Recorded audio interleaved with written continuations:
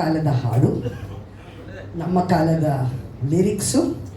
ಇವತ್ತಿನ ಕಾಲಕ್ಕೆ ನಾವೇನು ಕಮ್ಮಿ ಇಲ್ಲ. ಜನತೆಯ ಮನಸ್ಸನ್ನ ಲಗ್ಗೆ ಇಡ್ಲಿಕ್ಕೆ ಅವರದೇ ಆದಂತಹ ಆಲೋಚನೆ ಪರಿಕಲ್ಪನೆಯೊಂದಿಗೆ ನಮ್ಮದೇ ಆದಂತಹ ವಿಶಿಷ್ಟತೆಯನ್ನ ನಮ್ಮ ಬೇರುಗಳೊಂದಿಗೆ ಹೊಸ ಚಿಗುರನ್ನ ಹಾಡಲಿಕ್ಕೆ ವೀರ ರಂಗ ಸಂಭ್ರಮ, ವೀರ್ ಕಥಾಕಾರ ಅನ್ನುವಂತಹ ವಿಶೇಷ ಪರಿಕಲ್ಪನೆ ಆಗಮಿಸಿರೋದು.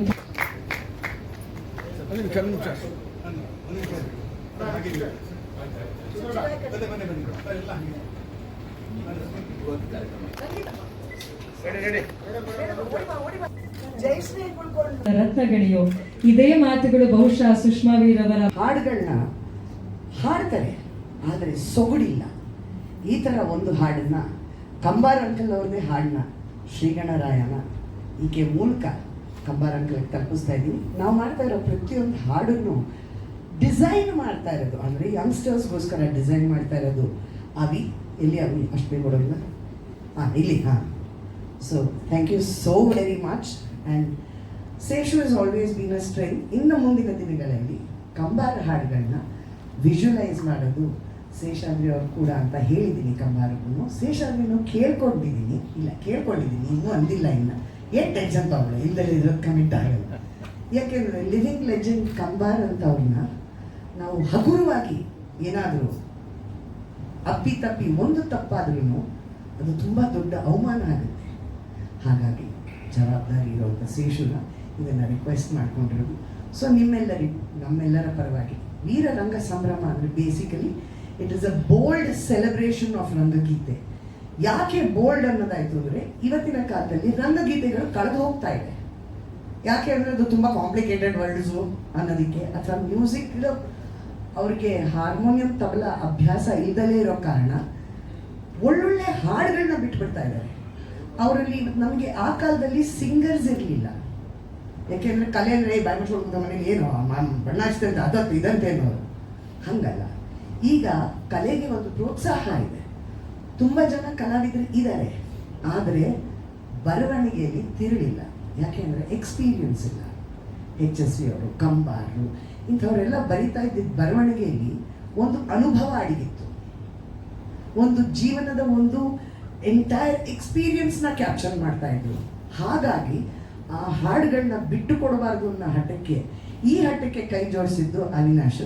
ಕ್ಯಾಪ್ಟನ್ ರಮೇಶ್ ಮೆತ್ತಕ್ಕೆ ಬಂದು ಸುಚೇಂದ್ರ ಪ್ರಸಾದ್ ಅವರು ಹಿಂದೆ ಕೂತಿದ್ದಾರೆ.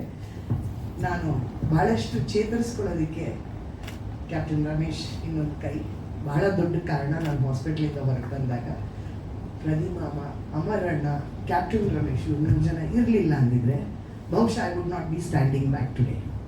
ಸೊ ಥ್ಯಾಂಕ್ ಯು ಹೇಳ್ತಾ DC ಸರ್ಗೆ, DC ಸೋಮಶೇಖರ್ ಸರ್ ಅವರು ಮೊದಲನೇ ಸತಿ ನಾನು ಇದನ್ನು ಹೇಳಿದಾಗ, ಮಾಡಮ್ಮ ನಾನಿದ್ದೀನಿ ಇಂಥ ಕಲೆಗಳು ಬೇಕು ಅಂತ ಹೇಳಿ ಬೆಂತಟ್ಟಿದ್ದು, ಇದು ಪ್ರತಿಯೊಂದು ಯಂಗ್ಸ್ಟರ್ಸ್ಗೂ ಇಂಥ ಎಲ್ಲ ಹಿರಿಯರು ಸೇರಿ ಕೊಡ್ತಾ ಇರುವಂಥ ಒಂದು ಕೊಡುಗೆ.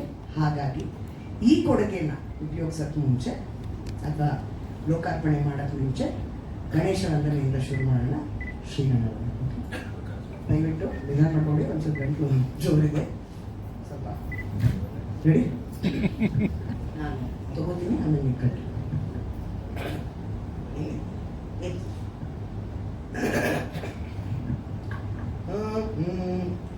ಶ್ರೀ ಗಣರಾಯ ಪಾರ್ವತಿ ತನಯ ಶರಣು ಶರಣು ನಿಮಗ. ಶ್ರೀ ಗಣರಾಯ ಪಾರ್ವತಿ ತನಯ ಶರಣು ಶರಣು ನಿನಗ. ಸದಾಶಿವನ ಮಗ ಕಂಟಕ ಹರಣಗ ಕಯ ಮುಗಿವೆ ನಿನಗ. ಶಿವ ಶಿವ ಕಯ ಮುಗಿವೆ ನಿನಗ. ಸದಾಶಿವನ ಮಗ ಕಂಟಕ ಹರಣಗ ಕಯ ಮುಗಿವೆ ನಿನಗ. ಶಿವ ಶಿವ ಕಯ ಮುಗಿವೆ ನಿನಗ. ಶ್ರೀ ಗಣರಾಯ ಪಾರ್ವತಿ ತನಯ ಶರಣು ಶರಣು ನಿನಗ. ಶ್ರೀ ಗಣರಾಯ ಪಾರ್ವತಿ ತನಯ ಶರಣು ಶರಣು ನಿನಗ. ದೈವದ ಎದುರಿಗೆ ಯಾರಿಗೆ ಯಾರು ನೀನೆ ದೈವ ನಮಗ. ದೈವದ ಎದುರಿಗೆ ಯಾರಿಗೆ ಯಾರು ನೀನೆ ದೈವ ನಮಗ. ಎದ್ದು ಬಿದ್ದಲ್ಲಿ ತೊಡೆಗಳ ಚಾಚುತ ಕಾಯಬೇಕು ನಮಗ. ಶಿವ ಶಿವ ಕಾಯಬೇಕು ನಮಗ. ಎದ್ದು ಬಿದ್ದಲ್ಲಿ ತೊಡೆಗಳ ಚಾಚುತ ಕಾಯಬೇಕು ನಮಗ. ಶಿವ ಶಿವ ಕಾಯಬೇಕು ನಮಗ. ಶ್ರೀ ಗಣರಾಯ ಪಾರ್ವತಿ ತನಯ ಶರಣು ಶರಣು ನಿನಗ. ಶ್ರೀ ಗಣರಾಯ ಪಾರ್ವತಿ ತನಯ ಶರಣು ಶರಣು ನಿನಗ. ತಿರಿದ ಮಂದಿ ಕೊಂತಿರಿ ಕಿಕ್ಕಿರಿದ ಕತಿ ಕೇಳುವುದಕ್ಕ. ತಿರಿದ ಮಂದಿ ಕುಂತಿರಿ ಕಿಕ್ಕಿರಿದ ಹುಟ್ಟಿದ ಕತೆ ಕೇಳುವುದಕ್ಕ. ಸುಣ್ಣ ಬೆಣ್ಣೆಯ ಕುರಿತ ತಿಳಿದ ನೀವು ಬೆಣ್ಣಿ ಹೀರಬೇಕಾ ಸ್ವಾಮಿ, ಬೆಣ್ಣಿ ಹೀರಬೇಕಾ. ಸುಣ್ಣ ಬೆಣ್ಣೆಯ ಕುರಿತ ತಿಳಿದ ನೀವು ಬೆಣ್ಣೆ ಹೀರಬೇಕಾ ಸ್ವಾಮಿ, ಬೆಣ್ಣೆ ಹೀರಬೇಕಾ. ಶ್ರೀ ಗಣರಾಯ ಪಾರ್ವತಿ ತನಯ ಶರಣು ಶರಣು ನಿನಗ. ಶ್ರೀ ಗಣರಾಯ ಪಾರ್ವತಿ ತನಯ ಶರಣು ಶರಣು ನಿನಗ. ಶ್ರೀ ಗಣರಾಯ ಶರಣು ಶರಣು. ಶ್ರೀ ಗಣರಾಯ ಶರಣು ಶರಣು. ಶ್ರೀ ಗಣರಾಯ ಶರಣು ಶರಣು. ಶರಣು ಶರಣು ಶರಣು ಶರಣು ಶರಣು ಶರಣು ಶರಣು ಶರಣಯ್ಯಪ್ಪ. ಸುಷ್ಮಾ ಅವರ ಬನ್ನಿ ಮೇಲೆ ವೇದಿಕೆ ಮೇಲೆ. ಅಲ್ಲ ಸರ್, ಮಾಯಾದ ಮನದ ಭಾರ ಲೋಕಾರ್ಪಣೆ. ಮಾಯಾದ ಮನದ ಲೋಕಾರ್ಪಣೆ ಆಗಲಿ, ನನ್ನ ಶಿಷ್ಯನಿಗೆ ಒಳ್ಳೆಯದಾಗಲಿ, ಆಕೆ ಪ್ರಯತ್ನಕ್ಕೆ ಭಗವಂತ ಒಳ್ಳೇದು ಮಾಡಲಿ. ಎಲ್ಲ ವಿಶೇಷ ಅತಿಥಿಗಳು ಗಣ್ಯರೆಲ್ಲ ಇಲ್ಲಿದ್ದರೆ ಎಲ್ಲರ ಆಶೀರ್ವಾದ ಆಕೆ ಮೇಲೆ ಇರಲಿ ಅಂತ ಹೇಳ್ತಾ ಮತ್ತೊಮ್ಮೆ ಆಕೆ ಒಳ್ಳೇದಾಗಲಿ ಅಂತ ಹೇಳಿದ್ರೆ ನಾನು ಎರಡು ಮಾತು ಮುಗಿಸ್ತೀನಿ. ಒಳ್ಳೇದಾಗಲಿ ಸರ್. ಸುಷ್ಮಾ ಅವರು ಸರ್, ಸರ್ ರೆಡಿ. ಬಂಧುಗಳೇ, ಆಗಲೇ ತಿಳಿಸಿದ ಹಾಗೆ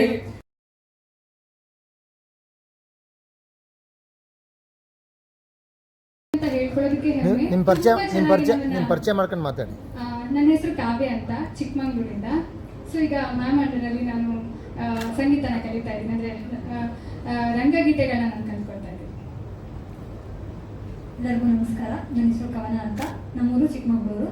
ನಾವು ಮ್ಯಾಮ್ ಹತ್ರ ಸಂಗೀತ ಕಲಿತಾ ಇದ್ವಿ. ಇವಾಗ ಏನು ನಮ್ಮ ಕೈಲಿ ಆಗಲ್ಲ ಅಂತ ನಾವು ಅಂದ್ಕೊಂಡು ಬಂದ್ವು. ನಮ್ಮ ಮ್ಯಾಮು ನಿಮ್ಮ ಕೈಲಿ ಆಗುತ್ತೆ, ನೀವು ಮಾಡ್ತೀರಾ ಅಂತ ನಮಗೆ ತುಂಬ ಸಪೋರ್ಟ್ ಮಾಡಿ ಪ್ರತಿಯೊಂದನ್ನು ಹೇಳ್ಕೊಟ್ಟು ನಮ್ಮನ್ನ ಇವತ್ತು ಇಲ್ಲಿ ತನಕ ಕರ್ಕೊಂಡು sir. Thank you so much ma'am.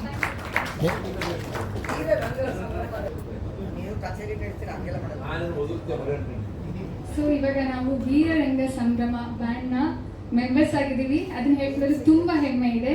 So ಇನ್ನು ತುಂಬ ನಿಮ್ಮ ಜೊತೆ ಕಲಿಯೋದಿದೆ ಮ್ಯಾಮ್. ಇದು ಮೊದಲನೇ ಆಟ ನಿಮ್ಮದು, ಇದು ಮೊದಲನೇ ಸರಿ. ನಿಂತ್ಕೊಳ್ಳೆ. ಅಯ್ಯೋ ಮಾಡಿದೆ.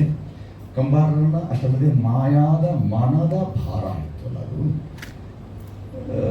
ಹಳೆಯ ಸಾಲುಗಳು, ಆದರೆ ಹೊಸತಕ್ಕೆ ಸಮಕಾಲೀನಕ್ಕೆ ಅನ್ವಯ ಮಾಡಬಹುದಾದ ಸಾಲುಗಳು ಅಂತಂದ್ರೆ, ನಿಂತ ನೀರ ಕಲಕಬೇಡಿ ಕಲ್ಲುಗಳೇ, ಹೂ ದಳಗಳ ಹಿರಿಯ ಬೇಡಿ ಮುಳ್ಳುಗಳೇ, ಏನಿವೆಯೋ ನೋವು ಅವಕ್ಕೆ ತಮ್ಮವೇ, ಬಾಳಲಿ ಬಿಡಿ ತಮ್ಮಷ್ಟಕ್ಕೆ ಸುಮ್ಮನೆ ಅಂತ ಹೇಳಿದ್ರು ಲಕ್ಷ್ಮೀನಾರಾಯಣ ಭಟ್ರು.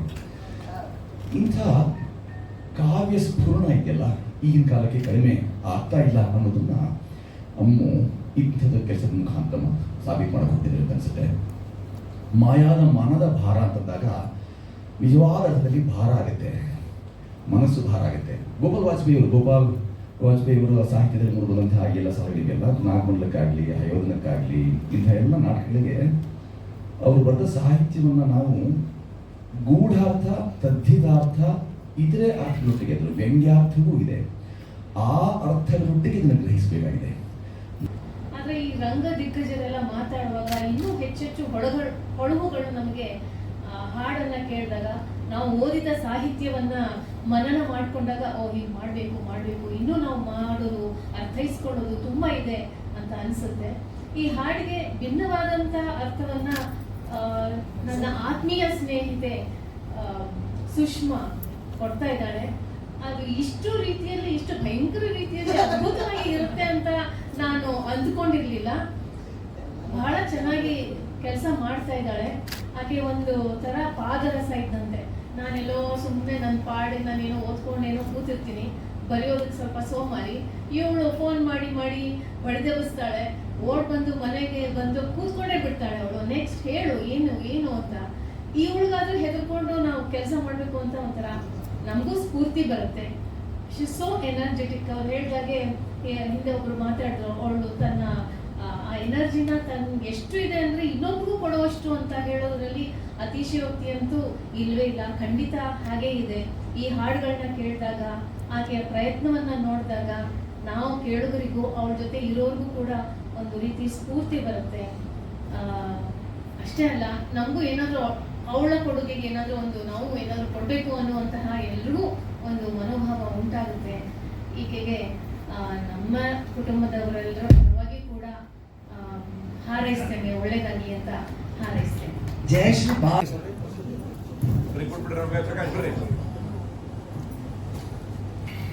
ಅದ್ಭುತವಾದಂತಹ ಕಲಾವಿದೆ. ಸಂಗೀತ ಮೇಡಮ್ ಅವರ ಪ್ರೀತಿಯಿಂದ ಸುಷ್ಮಾ ಮೇಡಮ್ ಕರೆಯದೆ ಸಂಗಿ ಅಂತ ಅಂತಹ ಆತ್ಮೀಯ ಸಹೋದರಿ ಸ್ನೇಹಿತಗಳು ಮೇಡಮ್. ರೆಡಿ ರೆಡಿ ಇಲ್ಲಿ ನೋಡಿ ಮೇಡಮ್. ನಮ್ಮ ಬಾಂಧವ್ಯಗಳು ಎಷ್ಟು ಗಟ್ಟಿ ಅಂದ್ರೆ ನಾವು ಯಾರು ನಮ್ಮ ಜೀವನದಲ್ಲಿ ಏನಾಗ್ತದೆ ಅಂತ ಎಲ್ರಿಗೂ ಗೊತ್ತಿರುತ್ತೆ, ಎಲ್ರೂ ಕನೆಕ್ಟೆಡ್. ಅದಕ್ಕೆ ನೇಮ್ ಕೊಡಿ ಇಲ್ಲಿದೆ ಪ್ರತಿಮಾ. ತಾವು ನಿಂತಿದ್ದೀರಿ, ದಯವಿಟ್ಟು 2 ಗುರುಗಳ ಆಶೀರ್ವಾದ. ಒಂದು 4 ವರ್ಷ 3-4 ವರ್ಷದ ಇರ್ಬೋದು. ಜಯಶ್ರೀ ಮಗಳು ಅಂತೆಲ್ಲ ಗೊತ್ತು. ಇತ್ತೀಚೆಗೆ ನಮ್ಮ ಗುಂಡಜ್ಜಿ ಸಭಾಂಗಣ ಏನಿದೆಯಲ್ಲ ಅದನ್ನು ಕಲ್ಚರಲ್ ಸೆಂಟರ್ ಮಾಡಬೇಕು ಅಂತ ನಾವೇನು ಸೃಷ್ಟಿ ಸ್ಕೌಟಿಂದ ಕ್ರಿಯೇಟ್ ಮಾಡಿದ್ವಲ್ಲ, ಅಲ್ಲಿ ರೆಗ್ಯುಲರ್ ಆಗಿ ಬರ್ತಾ ಇರ್ತಾರೆ. ಬಂದಾಗ ನಮ್ದವ್ರದ್ದು ಬಹಳ ಜಗಳ ನಡೀತಿರುತ್ತೆ. ವಿಪರೀತ. ನಾನು ಎಲ್ಲೋ ಒಂದ್ಸರಿ ಹಾಡು ಹೇಳೋದು ಕೇಳ್ಬಿಟ್ಟು ನನಗೆ ಆಶ್ಚರ್ಯ ಆಯಿತು. ಅಲ್ಲಮ್ಮ, ನೀವು ಇಷ್ಟು ಚೆನ್ನಾಗಿ ಹಾಡು ಹೇಳ್ಕೊಂಡು ನೀವು ಜಯಶ್ರೀ ಅಷ್ಟೇ ವಾಯ್ಸ್ ಇಟ್ಕೊಂಡು ಇನ್ನು ಯಾಕೆ ಹಾಡು ಹೇಳ್ತಿಲ್ಲ ಅಂತ. ಏನೋ ನಮ್ಮ ಅಮ್ಮನ ಕಾಂಪಿಟೇಷನ್ ಆಗುತ್ತೆ ಅದು ಅಂತೇನೋ ನನ್ಗೆ ಹೇಳಿದ್ದು ಡಾಕ್ಟರ್. I was shocked. ಯಾರಿಗೂ ಕಾಂಪಿಟೇಷನ್ ಆಗಲ್ಲ, ನೀನು ಇದನ್ನು ಮಾಡಲೇಬೇಕಮ್ಮ, ನಿನ್ನ ಕೆಪಾಸಿಟಿ ಇದೆ, ಟ್ಯಾಲೆಂಟ್ ಇದೆ ಅಂತ ಹೇಳ್ತಿದ್ದಷ್ಟೇ. ಮತ್ತು ನಮ್ಮದು ಅವ್ರದ್ದು ಬಹಳ ಪ್ರತಿ ಸರಿ ಮಾತುಕತೆ ಜಗಳ ನಡೀತಿತ್ತು. ಸೊ ಇದು ಮಾಡೇ ಮಾಡ್ತೀನಿ ಅಂತ ತೀರ್ಮಾನ ಮಾಡಿದ್ದು ನೋಡಿ ಭಾರಿ ಖುಷಿ ಆಯಿತು. ಪ್ರಕಾಶ್ ಸರ್ ಹೇಳ್ತಾ ಇದ್ರು, ಪ್ರಕಾಶ್ ಬೇರೆ ಹೇಳ್ತಾ ಇದ್ರು, 10 ವರ್ಷದ ಮುಂಚೆಯಿಂದ ಹೇಳ್ತಾ ಇದ್ರು ಪ್ರಕಾಶ್, ಇದು ಮಾಡಿದ್ದ ಮಾಡಿರಲಿಲ್ಲ, ಇದು ತುಂಬ ಚೆನ್ನಾಗಿ ಬಂದಿದ್ದಂಗೆ ಕಾಣಿಸುತ್ತೆ. ಈ ಥರ ಆರ್ಟ್ ಮತ್ತು ಕಲ್ಚರ್ ಇವ್ರನ್ನೆಲ್ಲ ರಿವೈವ್ ಮಾಡೋದಿದೆಯಲ್ಲ, ಅದು ಭಾಳ ಮುಖ್ಯವಾದ ಕೆಲಸ. ಯಾಕೆ ಪದೇ ಪದೇ ಹೇಳ್ತಾ ಇದ್ರಿ ನಾವೆಲ್ಲ ಮನುಷ್ಯರಲ್ವಾ ಅನ್ನೋ ಥರ. ನಾವು ಮಿಲೇನಿಯಲ್ಸ್. ಸೊ ಅವರು ಈ ನಮ್ಗಾಗಲೇ ಈ ಮಾಯಾದ ಮನದ ವಾರ ಗೊತ್ತಿದೆ, ಮುಂದಿನ ಜನಾಂಗಕ್ಕೆ ಇದನ್ನು ತಲುಪಿಸೋದಕ್ಕೆ ಇದೇ ಸರಿಯಾದ ಮಾರ್ಗನ ಅಥವಾ ಇನ್ಯಾವುದಾದ್ರೂ ಮಾರ್ಗ ನಾವು ಅನುಸರಿಸ್ಬೇಕಾ ಅನ್ನೋದ್ರ ಬಗ್ಗೆ ನಾವು ಯೋಚನೆ ಮಾಡಬೇಕಾಗಿದೆ. ಇದೇ ನಿಶ್ಚಿತ ಅಂತ ನಾವು ಅಂದ್ಕೋಬೇಕಾಗಿಲ್ಲ, ಆದರೆ ತಲುಪಿಸ್ಬೇಕು ಅಂತ ಹೊರಟಿರುವಂಥ ಯೋಚನೆ ಸರಿಯಾಗಿದೆ ಅಂತ ಹೇಳ್ತೀನಿ. ಯಾಕೆಂದ್ರೆ ಅದು ಬರೀ ಒಂದು ಜನರೇಷನ್ಗೆ ನಿಂತು ಹೋಗುವಂಥ ಪದ್ಯಗಳಲ್ಲ, ಸಾಲುಗಳಲ್ಲ, ಸಂಗೀತ ಅಲ್ಲ, ಅಂದ್ರೆ ಈ ಒಂದು ರೀತಿ ಅನುಭವಿಸುವಂಥದ್ದು. ಈಗ ಸತ್ಯ ಹೇಳ್ಬೋದು ಇನ್ನು ಅಂತ ಕಾಣುತ್ತೆ, ಸುಷ್ಮಾ ಕಾಣಿಸ್ಕೊತಾ ಇದ್ದಾರೆ. 2 ವಾರದಿಂದ ಈಗ ಫೋನ್ ಮಾಡಿ ಇದ್ರದ್ದೇನೋ ಮಾಡ್ತಾ ಇದ್ದೀನಿ ಅಂತಂದಾಗ ನಾನು ಯಾವುದೋ ಮೂಡಲ್ಲಿದ್ದೆ, ಹ್ಞೂ ಅಂತ ಕೇಳಿಸ್ಕೊಂಡೆ. ಓದುವಾಯ್ತು, ಹೋಗದೆ ಇದ್ರಾಯ್ತು ಅಂತ ಸುಮ್ಮನೆ ಇತ್ತು. ಇವತ್ತು ಬೆಳಗ್ಗೆ ಯಾವುದೋ ಪುಸ್ತಕ ಬಿಡುಗಡೆ ಕಾರ್ಯಕ್ರಮ ಇತ್ತು. ಪುಸ್ತಕ ಬಿಡುಗಡೆ ಕಾರ್ಯಕ್ರಮದಲ್ಲಿ ಕೂತಿದ್ದೀನಿ, ಕಂಚಿನ ಕಂಠದ ಸುಷ್ಮಾ ಧ್ವನಿ ಎಷ್ಟೊತ್ತಿಗೆ ಇರ್ತೀಯಾ ಅಂತ. ನನ್ನನ್ನು ಶೇಷು ಅಂತ ಪ್ರೀತಿಯಿಂದ ಕರೆಯೋ ಏಕೈಕ ಸೋದರಿ ಇನ್ಯಾರೂ ಇಲ್ಲ ಚಿತ್ರರಂಗದಲ್ಲಿ, ಎಲ್ಲ ಶೇಷಾದ್ರಿ ಅಂತಾನೆ ಕರೀತಾರೆ. ಆ ಸ್ವತಂತ್ರ ಕೊಟ್ಟಿದ್ದೀನಿ. ಯಾಕೆಂದ್ರೆ 3 ದಶಕಗಳ ಪರಿಚಯ ಮತ್ತೆ ಸ್ನೇಹ. ನಾವಿಬ್ರು ಒಂದಾಗಿ ಒಂದು ಟೆಲಿಫಿಲ್ಮ್ ಅಲ್ಲಿ ಆಕ್ಟ್ ಮಾಡಿದ್ವಿ 1996 ರನ್ನರ್ ಅನ್ನೋ ಟೆಲಿಫಿಲ್ಮ್ ಅಲ್ಲಿ. ಆನಂತರ ಸುಷ್ಮಾ ಬಗ್ಗೆ ನಾನು ಹೆಚ್ಚು ಹೇಳ್ಬೇಕಾಗಿಲ್ಲ, ಸಿನಿಮಾದಲ್ಲಿ ನಾಯಕಿಯಾಗಿದ್ದವರು. ಈಗ ನಾನು ಸುಶೀಂದ್ರ ಪ್ರಸಾದ್ರಿಗೆ ಹೇಳ್ತಾ ಇದ್ದೆ, ನಿಜವಾಗಿ ನಮ್ಮ ಚಿತ್ರರಂಗ ಆಕೆಯನ್ನು ಸಮರ್ಥವಾಗಿ ಬಳಸ್ಕೊಂಡಿಲ್ಲ. ವಿಶೇಷವಾಗಿ ಸಸಿಯನ್ನ ನೀಡೋದ್ರ ಮೂಲಕ ಯಾಕೆ ನಾವು ಸಸಿಯನ್ನೇ ಆಯ್ಕೆ ಮಾಡ್ಕೊಂಡಿದ್ದೀವಿ ಅಂತ ಹೇಳಿ, ಸಸಿ ಹೆಮ್ಮರವಾಗಿ ಆಳವಾದ ಬೇರೂರ್ಲಿ, ನಮ್ಮ ಕನ್ನಡದ ಬೇರೂರ್ಲಿ ಅನ್ನೋ ಒಂದು ಆಶಯದೊಂದಿಗೆ ಈಗ ಸಸಿಯನ್ನ ಜೊತೆಗೆ ದೊಡ್ಡ ಮಟ್ಟದಲ್ಲಿ ಕಾರ್ಯಕ್ರಮ ಮಾಡೋದಕ್ಕೆ ಸಜ್ಜಾಗಿದ್ದಾರೆ. ಬಿಡಲ್ಲ. ಆದ್ರೆ ಒಂದು ಇಂಟೆನ್ಷನ್ ಏನು ಅಂತಂದ್ರೆ ಅವ್ರಿಗೆ ಅತ್ಯುತ್ತಮ ಕೆಲಸ ಆಗ್ಬೇಕು ಅಂತ ಅಷ್ಟೇ, ಬೇರೆ ಏನಿಲ್ಲ. ಒಬ್ಬರ ಮೇಲೆ ಹೇರ್ಬೇಕು ಅಥವಾ ಒಬ್ಬರಿಗೆ ಏನೋ ಹೇಳಿಸ್ಬೇಕು ಅನ್ನೋ ದೃಷ್ಟಿ ಅಲ್ಲ. ಒಂದು ಒಳ್ಳೆ ಪ್ರೋಗ್ರಾಮ್ ಮಾಡ್ಬೇಕಂದ್ರೆ ಚೆನ್ನಾಗಿ ಬಂದ್ರೆ ಎಷ್ಟು ಚೆನ್ನಾಗಿತ್ತು ನೋಡಿ ಪ್ರೋಗ್ರಾಮು. ಈ ಪ್ರೋಗ್ರಾಮ್ ಮಾಡ್ಬೇಕಾದ್ರೆ ನಂಗೆ ಎಷ್ಟು ಅವರು ಪಾಪ ಫೋನ್ ಮಾಡಿದ್ದಾರೆ ಅಂತಂದ್ರೆ ಅಷ್ಟು ಫೋನ್ ಮಾಡಿದ್ದಾರೆ. ಎಲ್ಲ ಬರ್ತಾರಲ್ವಾ, ಗ್ಯಾರಂಟಿ ತಾನೆ, ಸಂಡೇ ಅಲ್ವಾ, ಯಾರು ಮಿಸ್ ಮಾಡಲ್ಲ ಅಂತ. ನಾನು ಎಲ್ಲಾ ಮಾಧ್ಯಮ ಸ್ನೇಹಿತರಿಗೆ ಅಂದ್ರೆ ನಮ್ಮ ಸಿಸ್ಟರ್ ಸುಷ್ಮಾಗೋಸ್ಕರ 2-3 ಸರಿ ಫೋನ್ ಮಾಡಿದ್ದೀನಿ. ಸಾಮಾನ್ಯವಾಗಿ ನಮ್ಮ ಟೀಮ್ ಮಾಡೇ ಮಾಡ್ತಾರೆ, ಬಟ್ ಇದು ಸ್ಪೆಷಲ್ ಕೇರ್ ಅಷ್ಟೇ, ನಮ್ಮ ಅಕ್ಕನೋ ನಮ್ಮ ತಂಗಿನೋ ಅಂತ ಅನ್ಕೊಂಡು. ಸೊ ಸುಷ್ಮಾಗೆ ಒಳ್ಳೇದಾಗ್ಲಿ, ಒಂದು ದೊಡ್ಡ ಹೆಜ್ಜೆ ಇಟ್ಟಿದ್ದಾರೆ. ಅವ್ರಿಗೆ ಗೊತ್ತು ಸಾಧನೆ 100% ಮಾಡ್ತಾ ಇರೋ, ಪಕ್ಕ ಕಾನ್ಫಿಡೆನ್ಸ್ ಇದೆ, ಬಿಡಲ್ಲ ಅವರು. ಹಾಗಾಗಿ ಸುಷ್ಮಾ ಜೊತೆ ನಾವು ಯಾವಾಗಲೂ ಇರ್ತೀವಿ ಅಂತ ಹೇಳ್ತಾ ಆಲ್ ದಿ ಬೆಸ್ಟ್ ಸುಷ್ಮಾ ಟೀಮ್ಗೆ. Thank you. ಸಂಕೋಚ ಎಲ್ಲದರಲ್ಲೂ ಅಪೋಸಿಟ್ ನಾನು ಅವಳಿಗೆ. ಬಟ್ ಅವಳ ನೇಚರೇ ಬೇರೆ, ನನ್ನ ನೇಚರೇ ಬೇರೆ. ಬಟ್ ಇಬ್ಬರಿಗೂ ಒಬ್ಬರ ಮೇಲೆ ಒಬ್ಬರು ತುಂಬ ಪ್ರೀತಿ ಅಭಿಮಾನ ಇದೆ. ಅವಳ ಬಗ್ಗೆ ತುಂಬ ಹೆಮ್ಮೆ ಇದೆ. Wish you all the best. ಯಾಕಂದ್ರೆ ಅವಳ ಸ್ಟ್ರಗಲ್ ನಾನು ನೋಡಿದ್ದೀನಿ, ಅವಳ ಕಷ್ಟ, ಅವಳ ನೋವು, ನಲಿವು ಎಲ್ಲ ನೋಡಿದ್ದೀನಿ.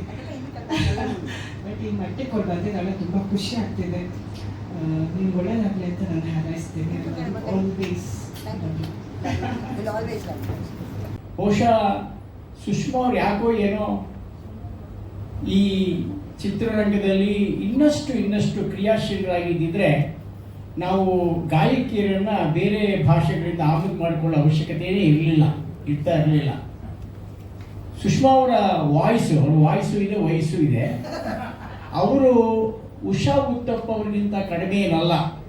ಏಕೆಂದರೆ ಆಗಲೇ ಶೇಷಾದ್ರಿ ಹೇಳಿದಾಗೆ ಹಾಡುವವರು ಆ ಹಾಡಿನ ಭಾವವನ್ನು ಅಂತರ್ಗತ ಮಾಡಿಕೊಂಡು ಅಂತರಂಗದಲ್ಲಿ ಅವರ ಸಂಗೀತ ಅರಳಬೇಕು.